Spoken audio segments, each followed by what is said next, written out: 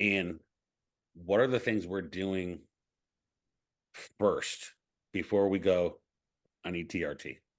Mhm. I would say the three biggest ones that we'll probably run into, at least in the population that we're dealing with, is going to be number one, low intake of calories. So if you're a chronic dieter and you're always trying to lose weight, that will potentially cause malnutrition, so micronutrient deficiencies. Those will affect testosterone synthesis, but also low calories in general is a stressor, which also affects testosterone synthesis. So you've got kind of two pathways that you're turning on there, which is okay, provided you're not doing it for years and years and years endlessly. Or like you said, you're going up and down, which is then changing all of the feedback mechanisms with your hunger hormones, leptin and ghrelin, and then that's also changing insulin sensitivities and all these other things. So that would be the first one. The second one is adipose tissue. So adipose tissue or fat is inflammatory.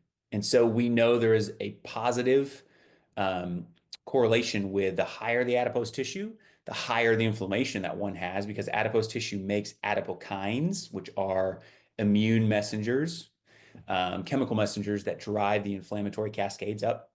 And so when inflammation goes up, you will see a subsequent decrease in testosterone because those adipokines will cause the secretion of something known as interleukins, like IL-6, IL-10. These words get thrown around. Those interleukins will cause the elevation of things like CRP, C-reactive protein that's made in the liver.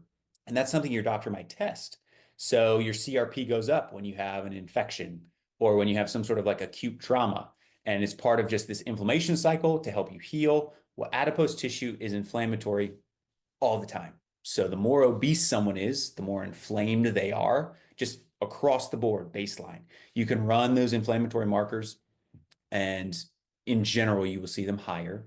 And then along with that, that will lead to a subsequent decline in testosterone. And the third piece that we'll probably see is sleep deprivation. So there's a very classical study when they took 10 healthy males and they normally slept about 8 hours a night and they allowed them to sleep 5 hours a night for a week.